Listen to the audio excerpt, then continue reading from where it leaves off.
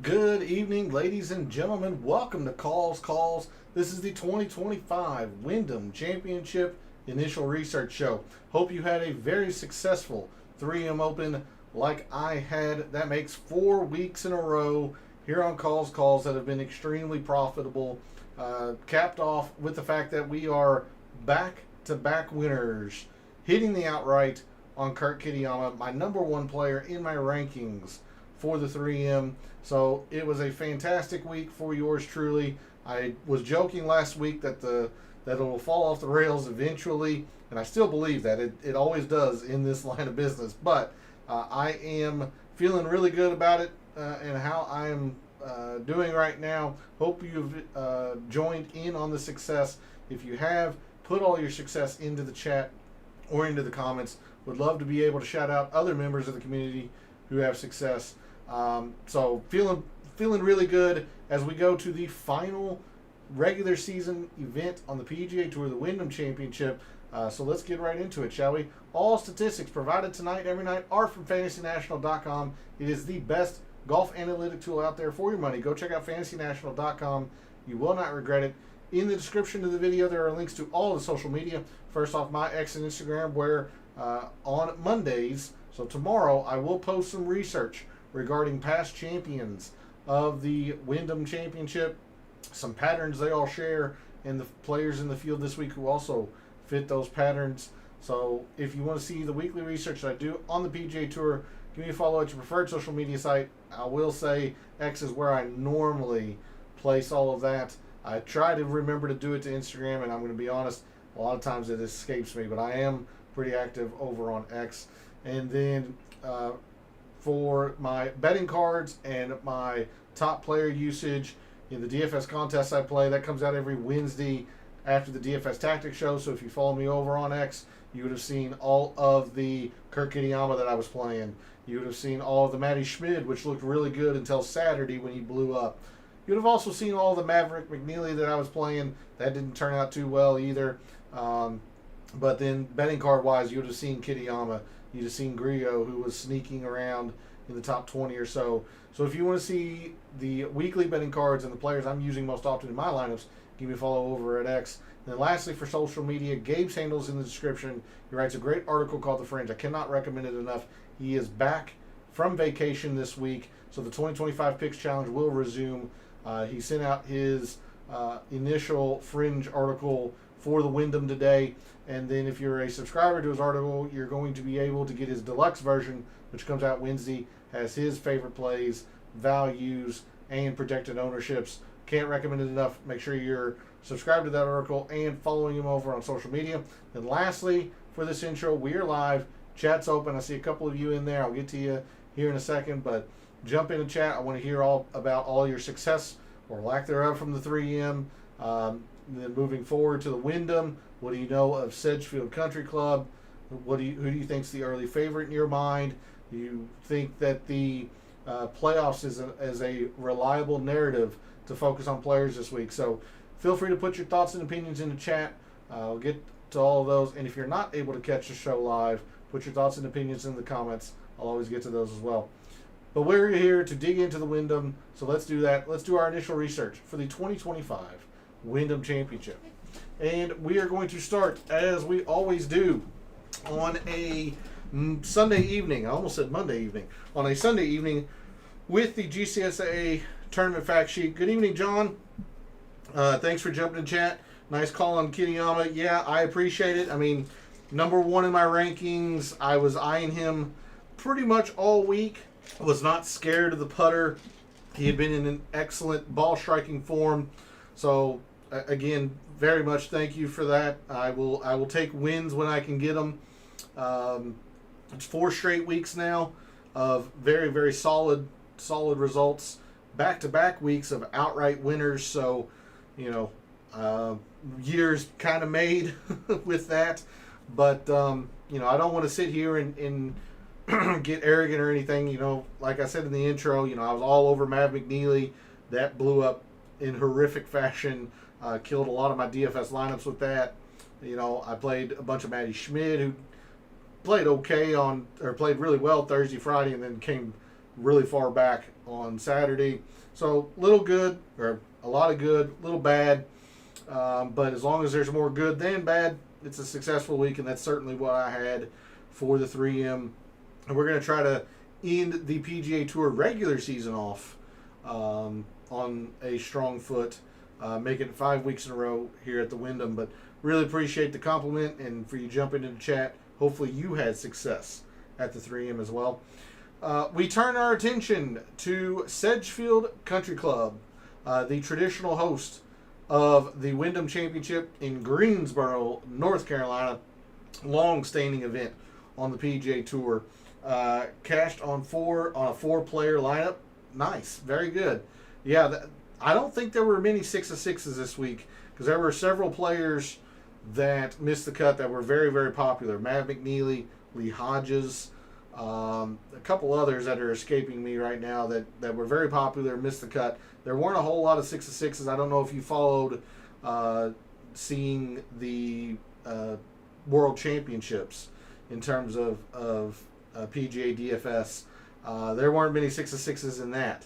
So as long as you had the right 4 guys, probably centered around Kitayama, Jake Knapp, who I didn't play very much of. I liked him, but I was more so on Kitayama, who was priced, similarly to Jake Knapp and Michael Thorbjornsen. So I was more on Kitayama than Knapp, and Knapp played exceptional.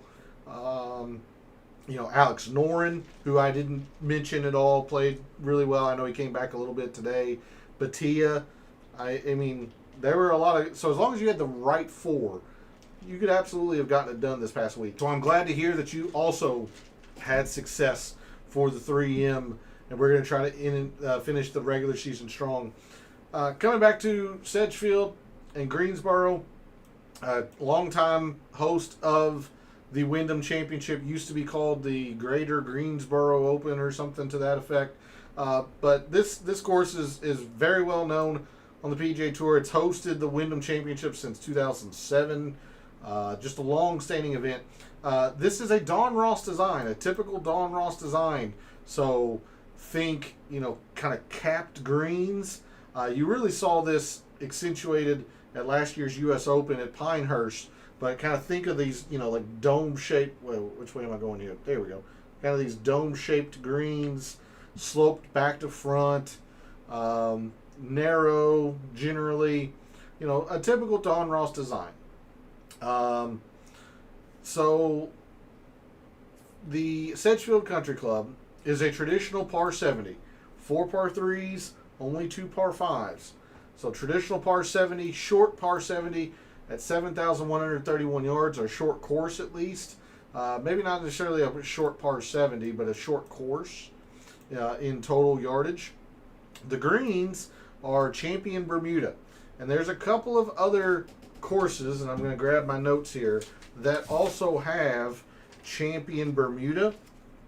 They are the Country Club of Jackson, which is the host of the Sanderson Farms, a FedEx Fall event, and TPC Southwind, where we'll be next week for the FedEx St. Jude. So those 3 courses, and of course the Wyndham, or Sedgefield, those 3 courses have specifically Champion Bermuda greens listed. So I don't know if we'll get into just those courses, but we're definitely going to be looking at some Bermuda green or Bermuda putting, and we have Bermuda throughout the entirety of the course. Fairways rough as Bermuda, not kept very long. The tricky nature of this rough is that it promotes flyer lies, so it can be a little bit difficult to play out of, in the sense that players have some issue controlling the distance in which they hit it out of the rough. Greens here at Sedgefield, right at the PGA Tour average at 6,000 square feet. So not very big, and they play smaller than their listed size. There's false fronts and runoffs. Again, if you're familiar with Pinehurst number 2 from last year, it's not as extreme as it was for Pinehurst. Pinehurst was set up as a U.S. Open, but similar fashion. Not a lot of fairway, a little bit of rough, 25 acres of fairway, but The key thing here is that the fairway width in the landing areas, right around 300 yards or shorter if players are forced to lay up, is about 26 yards wide. That's about PGA Tour average, maybe slightly less. I think the number I've seen is 27 yards, so slightly less, but nothing too extreme. We're not looking at ribbon thin fairways by any means. Not a whole lot of bunkers around here. There are 6 holes with water in play at Sedgefield. So there's a look at Sedgefield from a GCSAA tournament fact sheet standpoint. Good evening, Darnell. Thanks for jumping in chat. Very much appreciated, and thanks for the compliment. It's 4 weeks in a row of very, very solid results. 2, back-to-back weeks now of outright hits. So I feel pretty good about where I'm at right now. And I was joking during the intro and whatnot that the rails will come off eventually. That's just the nature of this business. We're going to try and delay that as much as possible, but feel pretty good right now. I had outright on Batia before the tourney. Sucks, but at least one of us, yeah. So I actually had an outright on Batia and Kitayama, so I had a really good sweat at the start of the day that turned into just a one-person sweat when Batia started off so poorly today. But I did have an outright on Batia as well, so felt pretty good coming into the day. I'm glad Kitayama got it done, obviously. So hopefully you had some amount of success, at least in the DFS side, considering your outright didn't come through for you. And if not, we'll try to get you back on the right foot for the final PGA Tour regular season PGA Tour event of the year, the Wyndham Championship. Almost did. All right, well, it's not a complete loss of a week. If you lost everything that you put in, then those are the really bad weeks. But as long as you accrue, something back, it's not a complete disaster. You had a 5 of 6, but Batia screwed you. Yeah. I mean, and that's the thing. Like, you had a 5 of 6. John, who jumped in the chat earlier on the show, said that he cashed a 4 of 6. You just have to have the right players.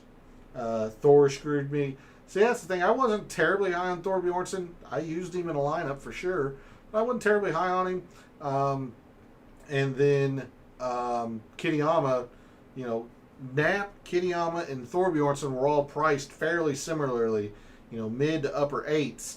And I was so high on Kitayama that I didn't use any Jake Knapp. I mean, literally none. So he scared me quite a bit. And he played very, very well. I'm just glad Kitayama came through for me. Sad performance. Yeah. Sometimes you gotta get lucky. You do. You have to get lucky. And I've been fortunate in that regard past few weeks. So I'm gonna try to keep it going. If we take a look at some specific stuff around Sedgefield here, it's one of the shortest courses on the PGA Tour. Having said that, I wouldn't get too carried away because it is a par 70. So I mean, it's short in terms of total yardage, but it's not drastically short like Pebble Beach is, or TPC River Highlands, something like that. I mean, there's some respectable holes here in terms of length, but still a fairly short course. It's a course with some of the fewest bunkers around. I mentioned the specific Bermuda. We're on Champion Bermuda, but we'll be looking at some Bermuda putting. But there's a look at Sedgefield Country Club from a GCSA tournament fact sheet. The biggest thing we'll take away, Dawn Ross design, so we'll probably look at some Dawn Ross filters throughout the week. Bermuda, short course. Generally, at least the winners, go low. But I want to caution you because a lot of people think Sedgefield is easy, and it's changed drastically over the past 2 to 3 years. So I do want to get into some of that as well. But there's a look at Sedgefield from a GCSAA standpoint. We'll now move to Fantasy National, and you'll see that I've got a few players starred here. That means they are either alternates or have already withdrawn. There are 3 players that have already withdrawn from the field. Those players are Wyndham Clark. Wyndham Clark originally committed to playing has already withdrawn. Jeremy Paul has decided not to play this week after originally committing. And the third one is Johnny Vegas. Those three players have withdrawn. Anyone else that starred is an alternate. So right now, Cameron Champ is an alternate in this field. So be aware of that. Speaking about the field of the Wyndham Championship, generally not the strongest. It is the last regular season event, so the biggest names of the PGA Tour generally don't play the Wyndham because they're resting for the playoffs.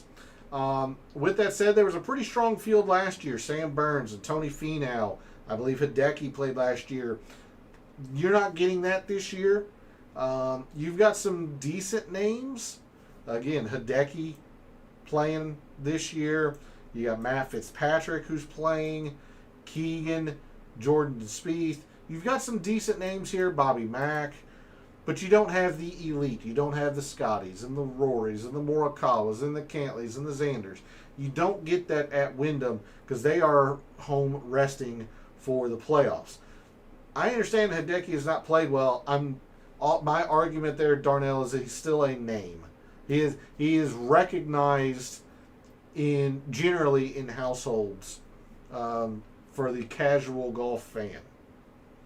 Not speaking to anything analytically when I'm saying that. I mean, again, look at Spieth. Spieth's been pretty bad for the last little while, but he is still a household name.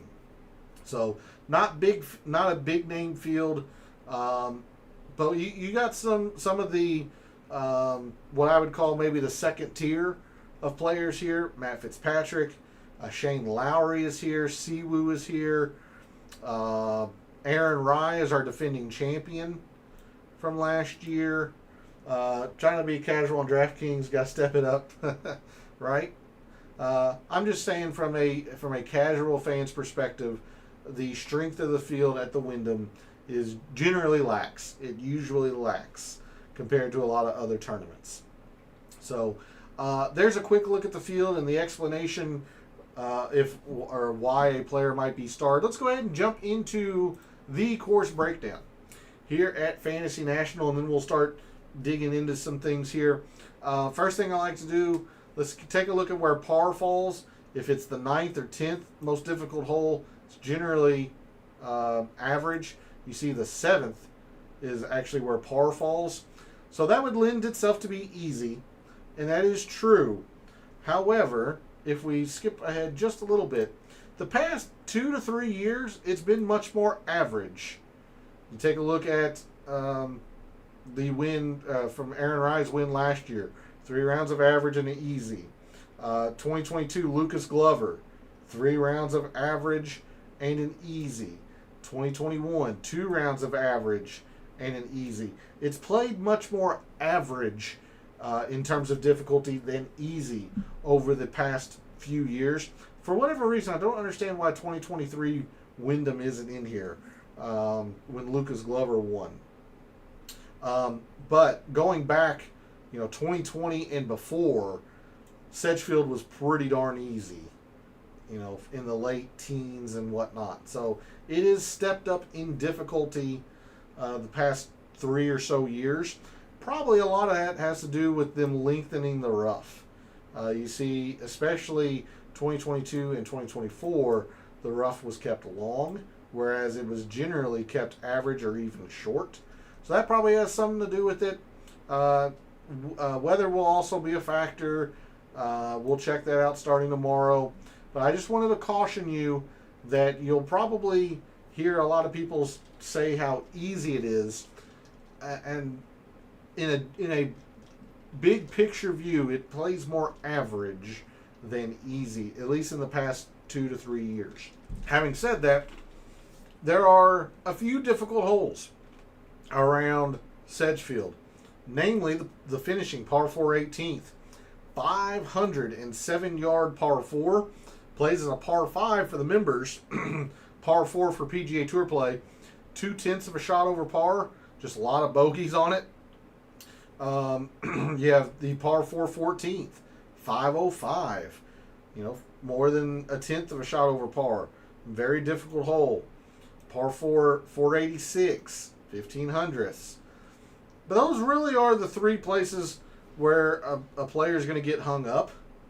Whereas some of these par 5, especially the two par 5s, are very, very gettable. Par 5 on the back, 545, plays to almost a half a shot under par, 4% eagle rate. Look at the par 5 on the front, plays to 2/3 of a shot under par, yields an eagle 6.5% of the time. Very, very easy par 5s here at Sedgefield. If you're making par on the par 5s here, you are falling behind drastically. So definitely have to take advantage of those. You also have a couple of par 3s that play easy. 10th of a shot under par. 10th of a shot under par. Short par 4. A little more than a 10th under par. Look at the par 4 8th. Quarter of a shot under par. So good scoring opportunities around Sedgefield. And that's why you get winning scores that are generally close to 20 under, sometimes even eclipsing 20 under. But again, I just want to emphasize that it's not a birdie fest in the traditional sense. It's not TBC Craig Ranch. It's not the Travelers. There are ways that you can trip up around Sedgefield. Moving to strokes gained by shot type, you see in typical Don Ross fashion, you do have to be strong with your irons, and you have to be accurate with your driver, or at least off the tee. Maybe not necessarily driver, but you do have to be accurate, especially because there are a few forced layups and dog legs. So you see the driving distance a little bit less than the tour average, but even so, driving accuracy isn't that much higher than the tour average tour event. So that's why you're seeing this strokes gained off the tee be fairly high for your top 10s. There is an emphasis on accuracy or precision around here. Moving to the top 5s, again, much more approach.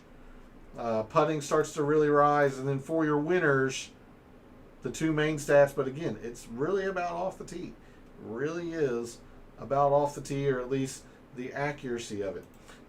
Taking a look at strokes gained by hole by par, even though there's only two par 5s, that is still where the majority of the strokes are being gained by these professionals. So par 5s, par 3s are lagging behind, which is quite interesting, considering this is a par 70. Usually par 70s have a pretty big emphasis on par 3s. Here, that just doesn't seem to be the case. Now for the winners, they're playing them well, but it's still mostly about the par 5s, even though there's only two of them. So especially when we go into the data dive tomorrow, be interesting. I'll be curious to see what the data looks like behind that. Moving to hole composition, par 3s here pretty evenly spread out. We have a short, a mid-length, a long, and a very long par 3. These two will play over par. These two play under par. So good mix of par 3s here. But your par 4s, 8 of the 12, 75% of your par 4s fall from 400 to 450. Just a plethora, just a huge number of shorter par 4s. 418, 442, 428, 423, 416, 440. Various lengths, various difficulties. So I imagine this is where a lot of the strokes gained in the par 4s are going to come. Again, we'll investigate this tomorrow night. You do have one shorter par 4 at 370. I will say it's semi-drivable in case they move tees and pins around. I do think they move it or make it drivable sometimes. You saw that Saturday for the 3M. There was a 100-yard difference on one of those shorter par 4s on the, I believe it was the back 9, where on Saturday they played it at about 302, I think. Where on the scorecard, I think it's like 390 or 400. So quite interesting. I love when courses and the tournament directors do that, change tees and pins around to make different designs. Love that. You do have a few longer par 4s, one at 486, two above 500. both par 5s are short in between 500 and 550. Taking a look at approach shot distribution, despite the fact that we have several par 4s, shorter par 4s, you get a lot of approaches from 150 to 175. Again, this is the forced layup nature that Sedgefield has. Some dog legs. I believe there's a quote from Kevin Kisner from a few years ago. We're all hitting it to the same spot, just who can execute the best. So, again, tomorrow on the Data Dive, it'll be interesting to see particularly this range of approach, who's been, how much it matters for the players who have been playing well, who's been playing it well, etc. But just drastic to see 27% of the approach shots come from this range, when typically it's about 20% on the PGA Tour. Historic cut line hovers generally around -2. Going back to 2015 or so, it's been as high as even. You see that 3 years ago, 3 years ago was Tom Kim's win. So that was an even cut. Last year for Aaron Rai was a -3 cut, which was very easy. Even though it played 3 rounds of average, this would signify an easy. So what you're not going to see is difficult. You're not going to get any +1, +2, or even higher cuts. It hovers around average, would be my guess, but -2 is generally the median cut line here. Scoring distribution: 20%, 21% birdies, 13% bogeys, more rounds under par than over. Accuracy we touched on, only slightly higher than the average tour event, which means, even though some of these players are having to club down 3 woods or even irons off tees, these fairways aren't the easiest to hit. It's generally pretty fast and firm. And then when you get sloping fairways like there are here, that can lead to some issues. Now the greens, however, are easy to hit. Despite them being only average in size, they are easy to hit. Scrambling is easier slightly here. 3 putts per round, higher than the average tour event. That's just typical Don Ross. Very undulating greens, generally kept pretty fast, sloped, all that, tiered greens. 3 putts per round are something that we're going to probably want to focus on this week. And I mentioned how distance is less because of the club down nature on a few of these holes. So there's a look at Sedgefield in terms of a scorecard and graphical view. We'll now go back to Fantasy National or go back to the player page view. My gosh, I can't talk this evening. The first thing I want to do, I'm going to remove this 2025 filter. We're going to bring in Don Ross. This is a Don Ross design. Yes, it has been renovated, I believe, in 2017 or so. So we'll go back probably to say 2022 and take a look at who has played best on Don Ross designs. There isn't going to be a whole lot of data here. Only Sedgefield and Detroit, host of the Rocket Mortgage, and any player in the field who has made it to East Lake. So maybe Keegan has a few rounds from East Lake. Siwoo will have a few rounds from East Lake. So, not a whole lot of data here. 26 from Taylor Moore. But I want to bring in as much that I'm comfortable with without going too far back. Your top players, top performers on Don Ross designs the past, say, 3 or so years. Aaron Rai, number 1, our defending champion. Played very well at the Wyndham, played very well at the Rocket Classic or Rocket Mortgage last year, so he has played well on Don Ross designs. Max Grazerman, Ben Griffin has been fantastic here at Sedgefield in 2 tries. He is also a North Carolina native, so probably some hometown love for the tournament. Chris Kirk, Davis Thompson, Cam Young, Eric Cole, Luke Clanton, Jake Knapp, and Taylor Moore are your top 10 in terms of top performance at Don Ross designs past few years. we will clear that. We're also going to take a look at short courses. While this might not be the shortest par 70, it's still less than 7,200 yards in total. So let's take a look at short courses. Your top performers on short courses that is deemed less than 7,200 yards per Fantasy National. Top performers are Ben Griffin, Keith Mitchell, Tom Kim, a former winner here, Austin Eckroat, Eric Cole, Ryo Hitsatsune, JT Poston, Keegan, Michael Kim, and Victor Peri. Top 10 in terms of performance on short courses.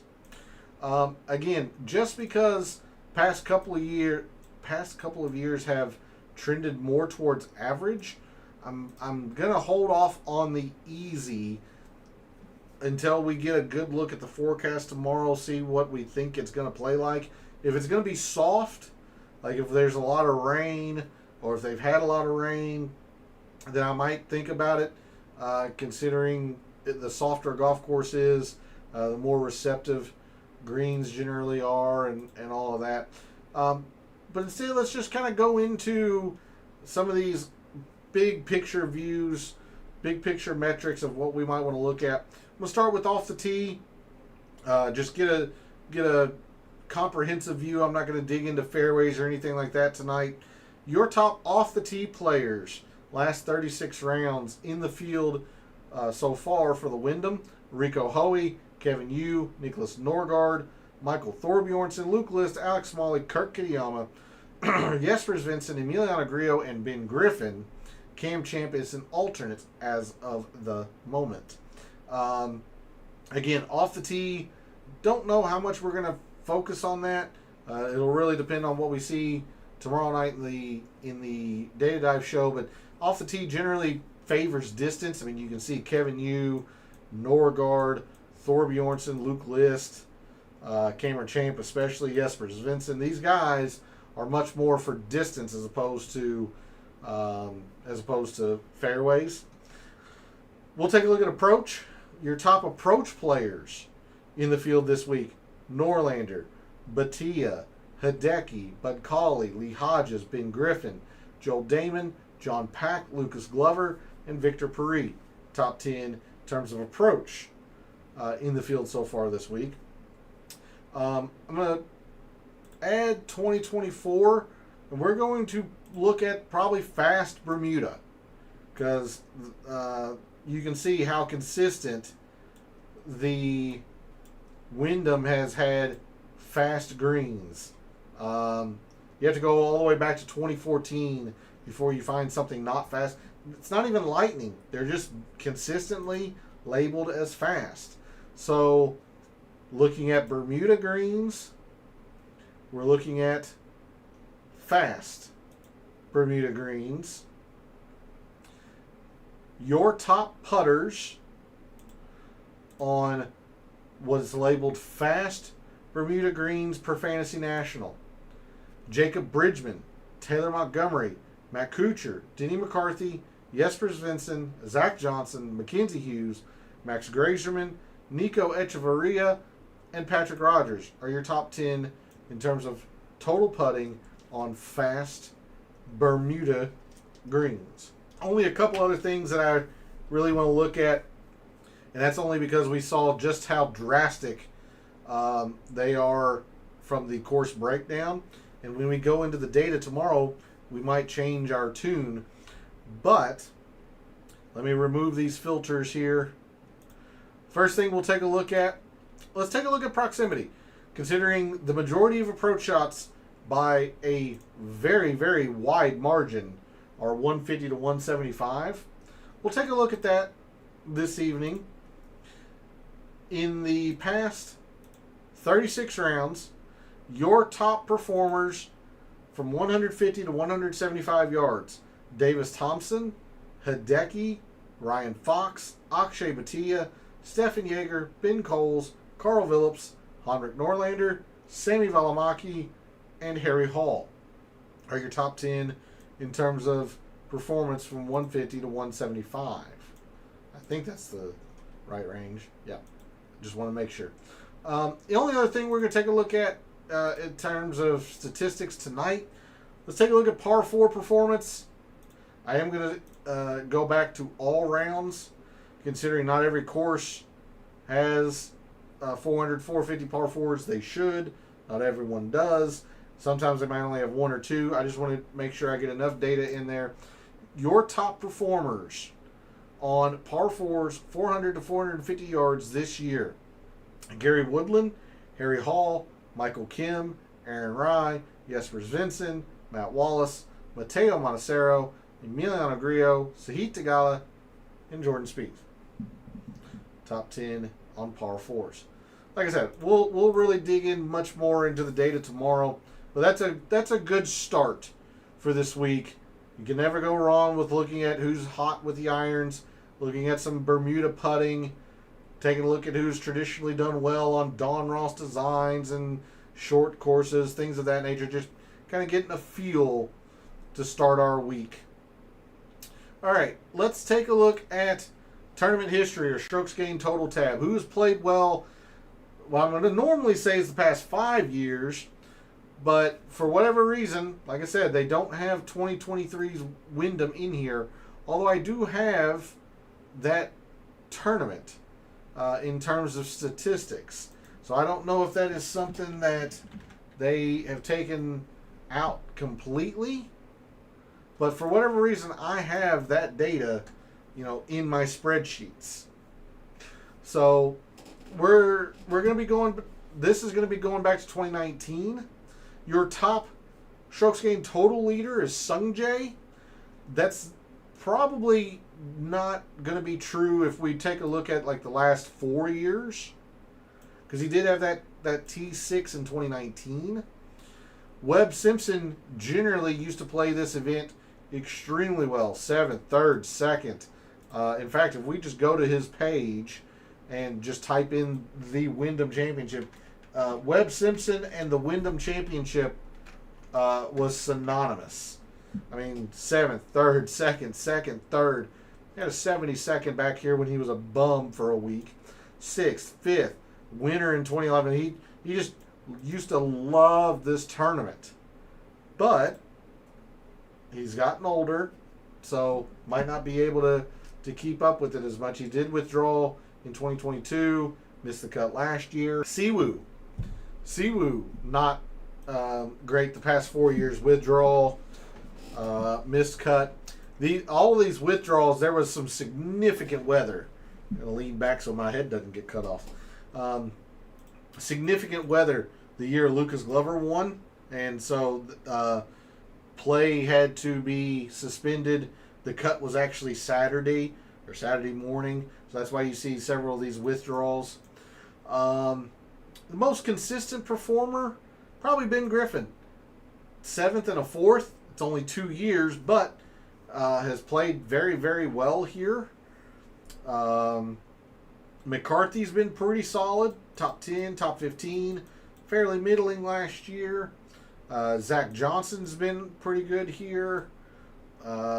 Tom Kim's only played it seemingly once, although I think he played in 2023. I'd have to double check. But Tom Kim with a win. Max Grageman, 2nd last year. You see Aaron Rai, a win. A T71, I can confidently tell you, and this is how I found out that Fantasy National didn't have 2023 in here, because Aaron Rai missed the cut in 2023. Some other names here, and you take it to 21. It's impossible for me to do it in this page. Like, I can't remove 2019 from this set. So in my spreadsheets, the vision will be skewed. I apologize. But whenever I go through this in the Data Dive show, this goes back to 2020. I always go back 5 years. That is my cutoff. As a statistician, I don't want to go any further back because that data gets obsolete. So, for example, Sung Jae, 5 for 5 in the past 5 years. So if we try to reconcile this, we see Sung Jae here, 41st, a 2nd, 24th, a 9th. So clearly he made the cut in 2023. So for whatever reason, I have that data, and it's just not in Fantasy National. I don't know why, but unfortunately, on this page view, I'm unable to do that, or at least I don't know of the way to do that, to remove 2019 or 2020 in like the question that you asked. So when we go into the data dive tomorrow, John, all of this will be back to 2020. Just letting you know. But that is going to include the 2023 data for whatever reason. Like it's not in Fantasy National. So like just giving you a sneak peek of like the winner matrix. Like Lucas Glover won in 2023, but it's not in there for whatever reason. So some other players here that have generally fared pretty well around here. Chesson Hadley, top 15, top 10, missed the cut last year. He's not played very well at all lately. I mean, Adam Hadwin has been in, hideously grotesque form. Look at all this red. Missed cut at the John Deere. I think he made the cut at the 3M to a nondescript, like 57th, like he had at the Travelers. Like, he's not played well lately. His recent form is bad, but Adam Hadwin's been okay here at Sedgefield. Mark Hubbard's been okay, but there isn't a lot of players with a lot of very consistent success. Most of the time, if players are having consistent success around Sedgefield, that means they're starting to qualify for bigger things like the playoffs and majors and whatnot. So that's another reason why this field doesn't attract the biggest names. It struggles to do that since it's right before the playoffs. It makes for great drama, and I'd be interested to hear what your all's thoughts are. It's probably going to be the poll question Wednesday night, to be honest. How much are you going to factor in players that are on the bubble of the playoffs? Like, are you going to give them extra? Are you going to prefer them? Or are you going to stay away from them, thinking the pressure's too much? That's probably the poll question's probably going to revolve around that, generally. So instead of looking at players, or maybe we won't look at players or put as much emphasis on players who have played well. What we can do, players who have not played well no matter what around Sedgefield. Someone like Aaron Baddeley, 0 for 3. Nate Lashley is 3 for 3, at least per Fantasy National. Well, we'd have to check what 2023 is, but Nate Lashley hasn't missed a cut, but yet second worst in strokes gained total. Like, he's just been really, really bad. How do we know who's on the bubble? Good question. Why don't we take a look at that right after this? We can do that. I'll do that. It's a good question. Somebody else, like Adam Schenk, has not played well here at all. 1 for 4, essentially. Higo, 0 for 2. Akshay Bhatia, very high on him at the 3M.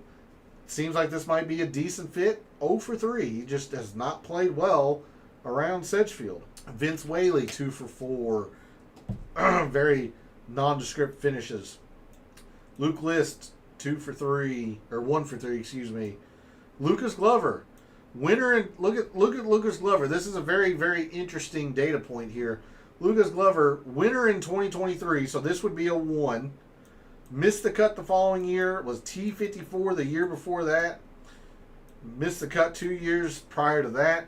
Like, no success, at least immediate success, but he was in great recent form that year. If we check his page, winner in 2023,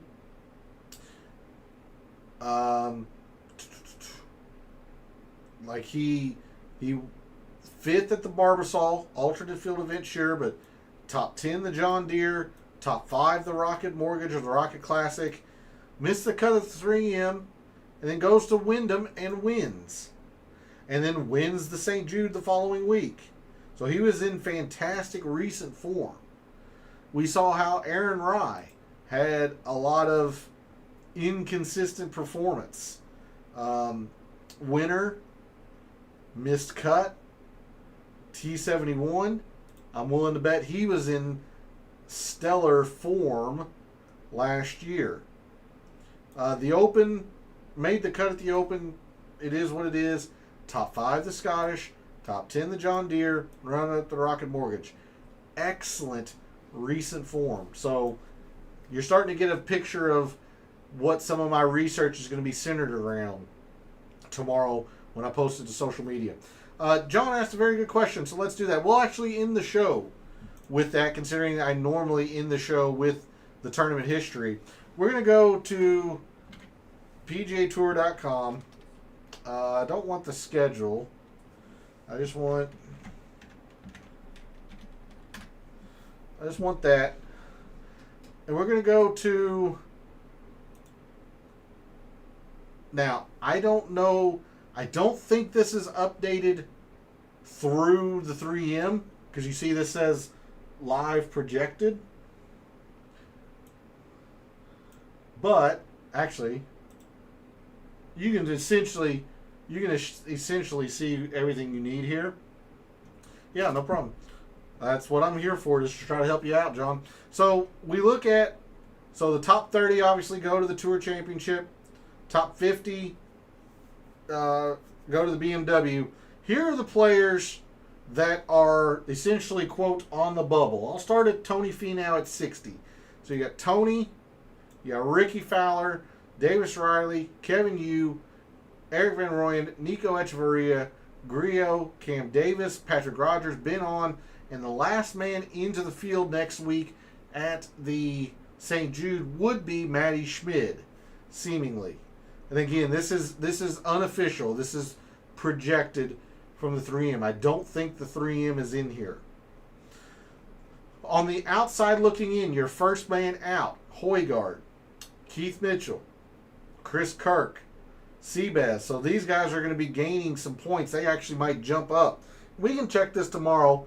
John, if you have the chance to come back to the show tomorrow night, remind me in case I miss, and don't do it if you're really interested, because they should have it updated tomorrow to be official.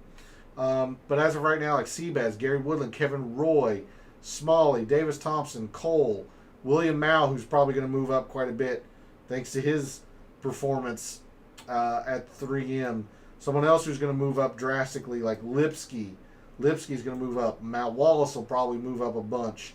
So there's a look at some of the players who are on the bubble, if you will, for the FedEx Cup playoffs. Some other notable names like Johnny Vegas being 55th, and already withdrawing. I'm always live 9 Eastern Daylight Time. So whatever you think of Easter, or whatever you think of Daylight Savings Time, my area follows it. So I will be live 9 Eastern Daylight Time. I'm always live 9 Eastern, depending on daylight or standard. And right now we're on daylight savings. So there's a look at the bubble, the FedEx Cup playoff bubble. And again, just remind me tomorrow, whether it's you, John, or somebody else. In fact, I'll try to remember to just keep this tab open. That way it'll be on in the background for when they update it. So I don't think I'm going to put that big of a factor into it. Sure, there will be players that will play their way into and out of the playoffs, but that's our goal, is to find the guys that we think are going to be best for Sedgefield. And I think we're going to do that by taking a look at some historical trends of Sedgefield, as opposed to try to get into the mentality of a player who's on the bubble. So that's going to be it for the initial research show. Thanks to John and Darnell for jumping into chat. Very, very much appreciated. I'm glad to hear that both of you had varying levels of success. We're going to try and keep it going. Make it 5 weeks in a row for yours truly. However many weeks in a row it has been for you personally as the viewer. We're going to try and keep it rolling for the Wyndham Championship at Sedgefield. So thanks to you two for jumping in the chat. Thanks to everyone else out there who tunes in, watches, listens, supports the channel by liking the videos, commenting, subscribing. I always appreciate it. Love what I do, taking a very in-depth look at golf statistics, giving you a statistician and data analyst view of what he sees, trying to help us all win a little bit of money in the process. I've been able to do that for 4 weeks in a row personally. Hopefully you all have followed along in the success. We're going to try to keep it going for the Wyndham. So thanks again for all the support, for all of the wagers you made this past week for the 3M, for all of the DFS contests you played this past week for the 3M, and until I see you tomorrow night for the Data Dive show, may all your bets be profitable.